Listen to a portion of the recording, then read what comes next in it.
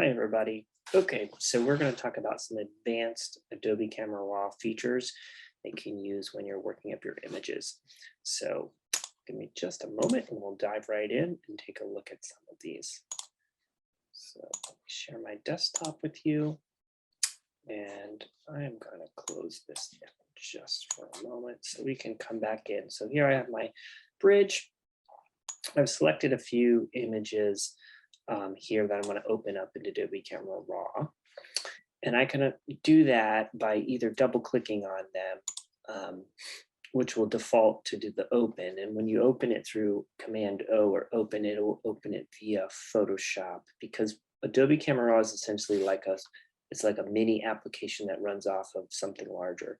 So, but there is a way of bypassing Photoshop altogether if you do open in Camera Raw or Command R. So if Photoshop isn't already open, you don't have to wait for it to open. It also is running one less program in theory, so that should maybe give your tax system a little bit less. I'm going to click that, and now I've got my images open. You can see first down here, I've got this little film strip where I can click through my different images. And I thought I would just show you how to hide and that and move it around. So this little icon down here is for showing or hiding the film strip. Obviously, if you hide it, then your preview of your image will be larger. Also, if you click and hold on it, like if you just click it once, it'll hide and unhide. But if you click and hold on this, then you could get some other additional settings. And one of the things I wanted to show you was the vertical film strip orientation. So now if I activate this, you'll see it's over here on the side. You can actually pull this out, make it a little bit larger too if you want. I actually like vertical. That's the way they used to do it in the older versions of Adobe Camera Raw. So just something that you may want to think about. Now, couple things that I wanted to talk about was resetting adjustments. So I have this image that I've already worked up a little bit ago, and you can see over here on my right under my basic tab, I've got lots of adjustments. And I just wanted to show you how that you can do resetting of things as you go along. So let me move this over just a little bit, make sure you can see everything in this window. So, for example, if I want it, so one thing is if you hold down the Option key on a Mac or the Alt key on PC, you will see down at the bottom here, instead of this cancel button, it turns into a reset button. And you'll also see when I do that, there's a reset words in front of all of these different. So instead of just saying basic, it says reset basic.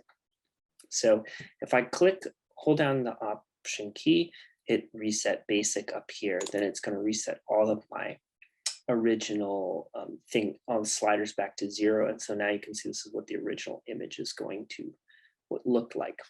Now, I'm going to come back to this, but I'm going to click on this little spot over here that's called Snapshots. And what Snapshots does is it remembers all of the settings all at once, like a snapshot would, like a state. So I'm going to click on this and I'm going to say as shot, so it's just my original. I'm going to come back to this and I'm going to click Command Z a couple times just so you can see. Now that might not have worked, but it's okay. Command Z, so you can see this is my original state. So I'm going to actually now go into Snapshots and then I'm going to click edit number 1. Okay, so now remember that state. Now we'll go back.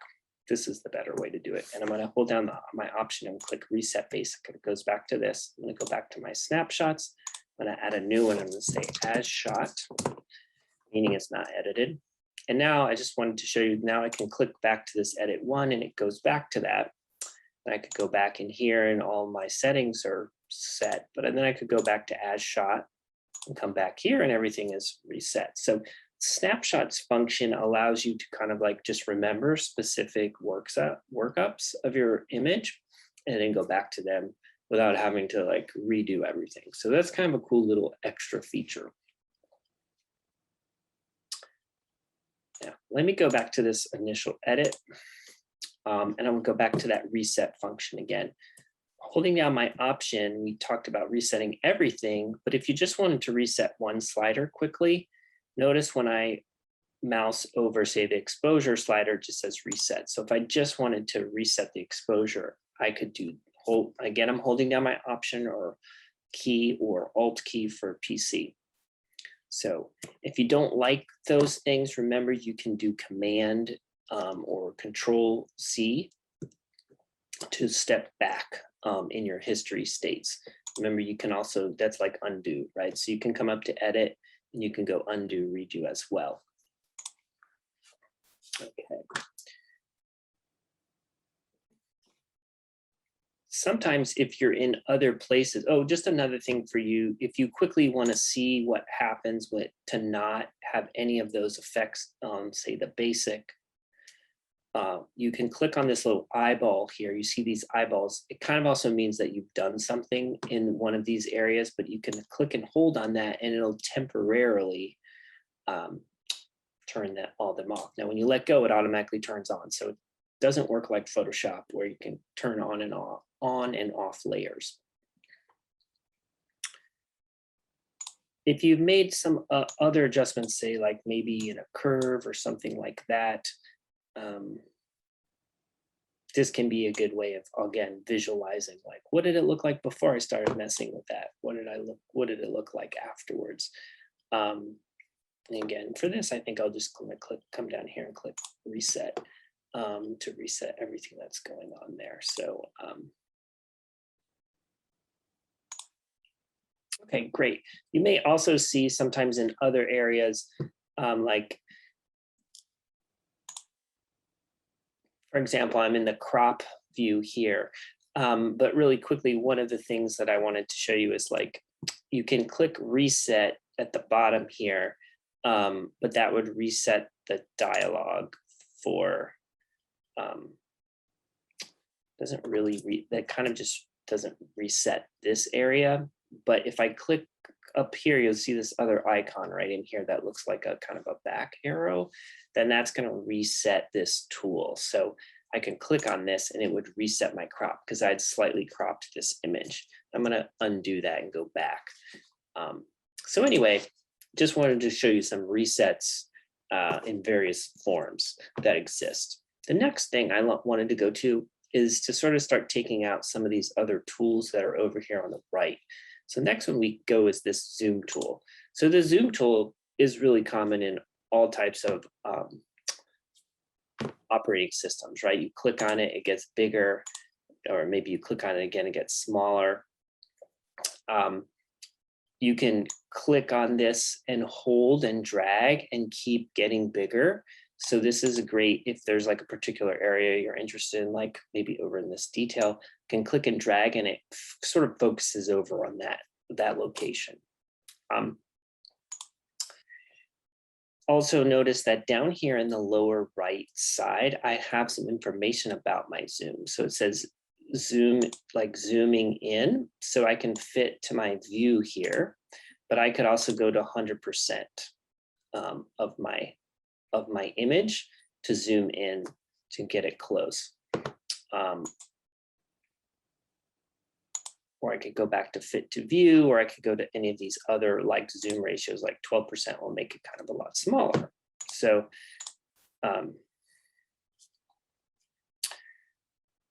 notice that the fit to view here, like there's a little line down here. And then when I go to say like 50%, then the line moves over to where the 50% is. But if I go back here to click fit to view, or if I just click on fit, it fits it in and it's telling me that's at 31% of my of what my pixels zoom in. 100% would be like your default where everything is like zoomed into to exactly what you need.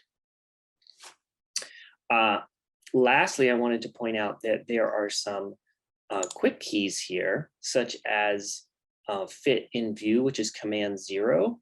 And there's also zoom into 100%, which would be Option and Command at the same time, +0. So the 100% obviously would be zoomed in. The command 0 would fit, which is what I'm at.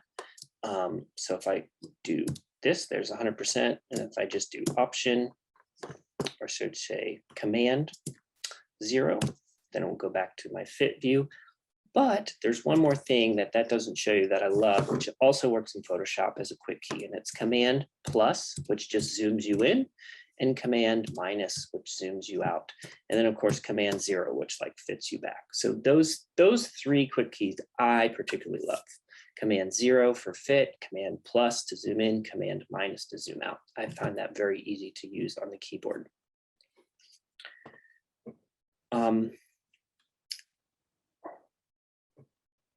Let's talk about one other thing. So let's talk about white balance really quickly. So I'm going to open up my basic tab, and of course I have a white balance here setting here.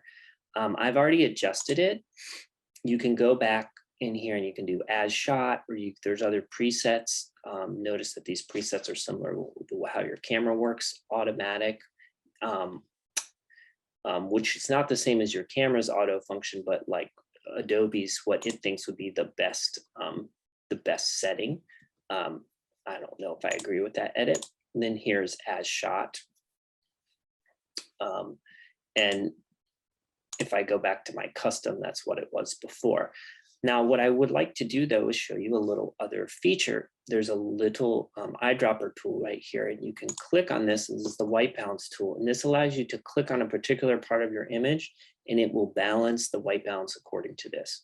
Now, white balance tool works well for neutral colored things. So if there's something in your frame, you're like, well, that's about a gray, somewhere like kind of like a gray scale or a gray tone, somewhere it can be a brighter gray is the option, is the best. But something in a gray doesn't have a color cast, because remember, white balance, the point of it is to remove color casts from your image. That's the goal of what white balance setting does. It makes it so the whites are balanced and don't have a color cast to them. So for example, I could zoom in here, and along these silos, I know that these are kind of a silvery gray. And so now you can see my silos have highlights and shadows, and the color casts are different in those places, and that complicates things. But this would be a good place for me to click on, and it could make an adjustment. Whereas if I clicked on this blue area, it's clearly got a cast to it. So if I clicked on this or one of these shadows over here, it's going to try to remove that bluish cast. And the way it does that is by warming things up and also adjusting the tint. And the tint is basically a slider that moves between magenta or pinkish hues and greenish hues, right? So you can see how much this shifted if I undo it where it was, right? And that's because that blue is pretty intense. So that's the white balance tool.